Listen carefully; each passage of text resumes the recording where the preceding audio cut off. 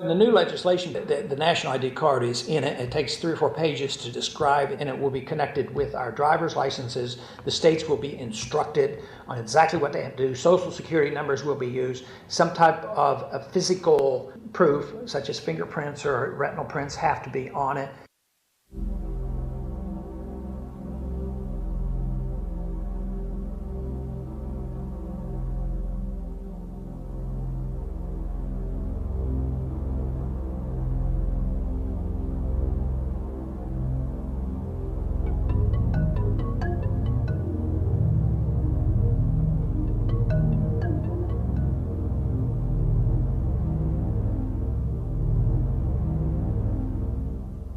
It is time to wake up, America. These ID cards are not about defeating terrorism, but they are all about controlling the American people. I arranged an interview with Catherine Albrecht, a leading authority on the RFID chip. Her book entitled Spy Chips is the definitive book on this subject. I wanted to find out just how dangerous these chips are to our liberties. RFID is a technology that uses tiny computer chips the size of a grain of sand or even smaller, hooked up to miniature antennas to transmit information about items at a distance. Back in 1999, Procter & Gamble, Gillette, and MIT got together to find a way to commercialize this technology and make it small enough, make it efficient enough, and make it low cost enough to, essentially, their dream is to put one of these tiny computer chips on every physical item manufactured on planet Earth. The latest technology for identifying people at the point of sale, for identifying people when they make purchases, is actually the implantable chip that you can actually embed directly into human flesh. It's a tiny glass capsule about the size of a grain of rice. It contains an RFID computer chip with a coiled antenna, and it can transmit information also at a distance.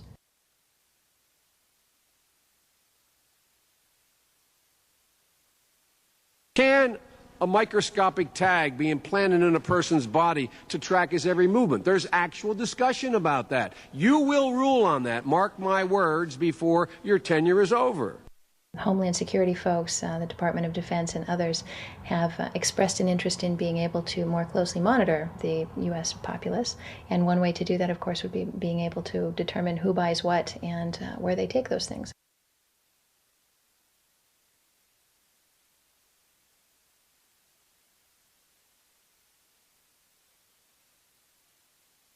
Radio waves can travel through walls, they can travel through wood, they can travel through the things we normally rely on to protect our privacy.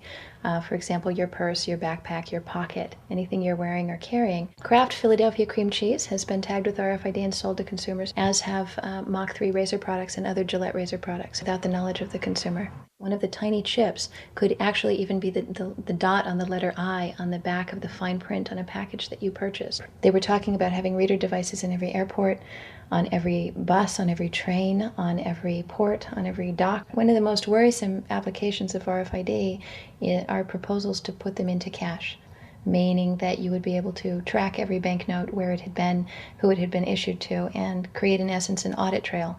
That would essentially take away the anonymity of cash that we now enjoy today. The ATM machine itself, as the money came through the roller device, would be reading each number, and they would know who you are because, of course, you identify yourself at the bank before you take money out. And down the road, when you go to pay at a major retailer, it would also be possible for them, as they're putting the money into the cash drawer, to simply feed it through a little reader device. It would go in, it would tag that number and transfer possession from Aaron Russo, say, to Walmart. Once everything you do is tied down to a single number and there is no longer the ability to pay with cash, then all it takes to render you a non-citizen is to simply turn that chip off. You will no longer be able to really participate in any function in society, including buy food. So through the implementation of the Federal Reserve System, the American citizen has gone from being a private individual who had real money, gold, in his possession that was private, to a citizen who has no privacy because all money is now being digitized. They can deduct whatever amount of money they want out of your digits whenever they want. They can trace you whenever they want. You'll be at their mercy. God forbid we allow this to happen in America. This is absolutely Orwellian. I mean, it's talking about Big Brother looking over your shoulder at absolutely everything you do, every purchase you make, every place you go, every company you interact with. All of that would be reported back potentially to the government.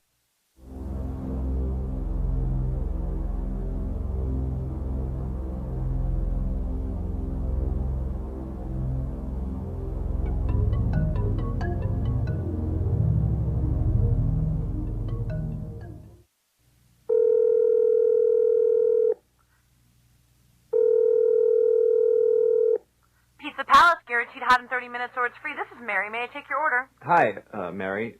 Yes, I'd like to order. Is this Mr. Kelly? Yes? Thank you for calling again, sir. I show your national identification number is 610-204-999-8-45-54610. Is that correct? Yes. Thank you, Mr. Kelly. I see you live at 736 Montrose Court, but you're calling from your cell phone. Are you at home? I'm just leaving work, but I'm... Oh, we can deliver to Bob's Auto Supply. That's at 175 Lincoln Avenue, yes? No, I'm on my way home. How do you know all this stuff? We just got wired into the system, sir. Oh, well, I'd like to order a couple of your double meat special pizzas. Sure thing. There'll be a new $20 charge for those, sir. What do you mean? Sir, the system shows me that your medical records indicate that you have high blood pressure and extremely high cholesterol.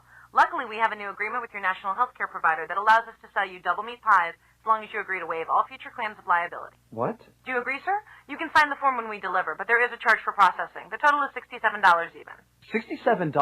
Well, that includes the delivery surcharge of $15 to cover the added risk to our driver of traveling through an orange zone. I live in an orange zone? Now you do. Looks like there was another robbery on Montrose yesterday. You could save $48 if you ordered our special Sprout Submarine Combo and picked it up yourself.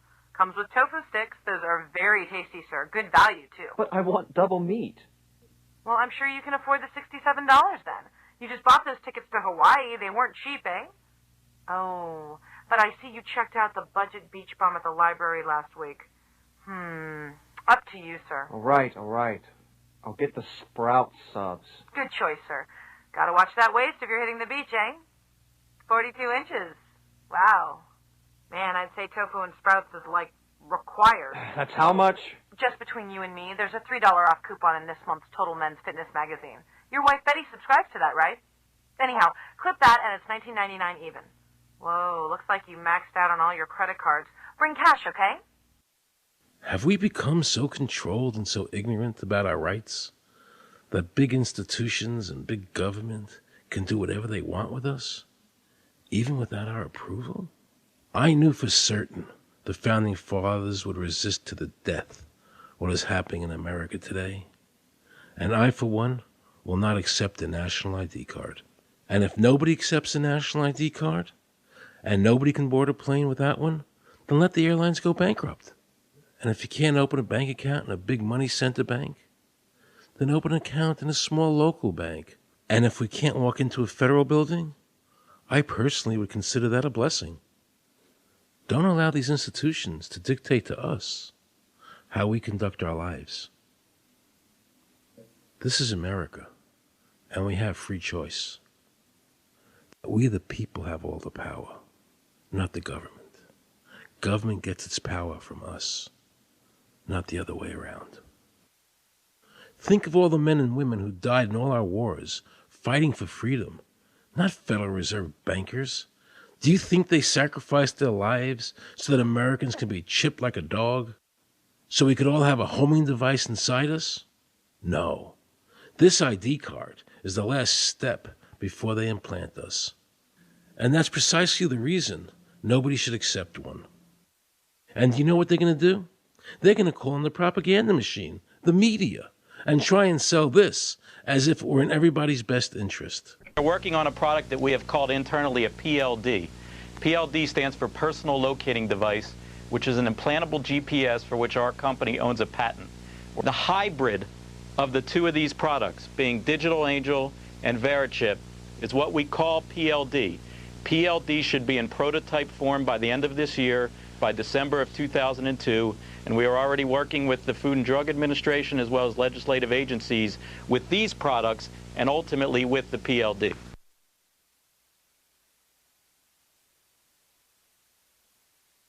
We have a Florida family who are really pioneers in a brave new world. They have volunteered to be the first ever to have microchip identification devices implanted into their body. After 9/11, I was really concerned with the security of my family. I wouldn't mind having something planted permanently in my arm that would identify me. Talk about identification papers. Watch what happens to a woman in Florida whose license was suspended.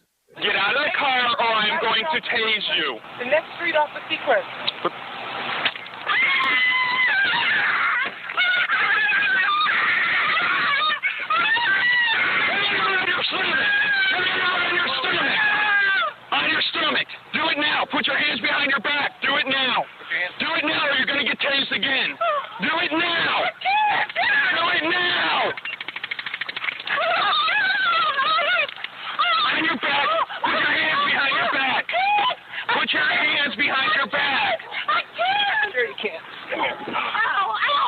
Oh, got it. She's got blood on her.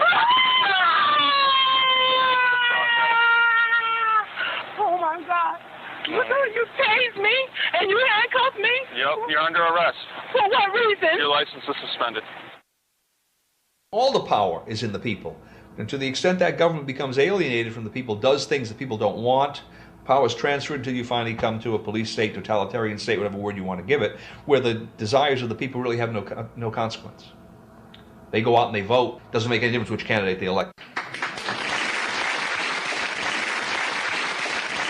I'm a programmer. I work for NASA, work for ExxonMobil, work for Florida Department of Transportation. Mr. Curtis, are there programs that can be used to secretly fix elections? Yes. How do you know that to be the case? Because in October of 2000, I wrote a prototype for President Congressman Tom Feeney at the company I work for in Oviedo, Florida, that did just that. And when you say did just that, it would rig an election? It would flip the vote 51-49 to whoever you wanted it to go to and whichever race you wanted to win. And would that program that you designed be something that elections officials that might be on county boards of elections could detect? They'd never see it. So how would such a program, a secret program that fixes the election, how could it be detected? You would have to view it either in the source code or you'd have to have a receipt and then count the hard paper against the actual vote total. Other than that, you won't see it.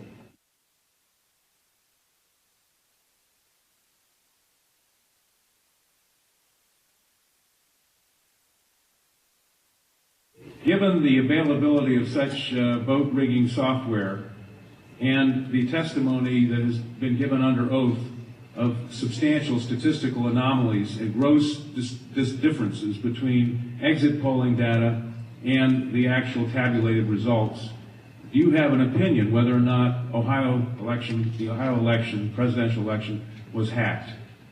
Yes, I would say it was. So in other words, there's absolutely no assurance whatsoever on anything with regard to these machines? Absolutely none.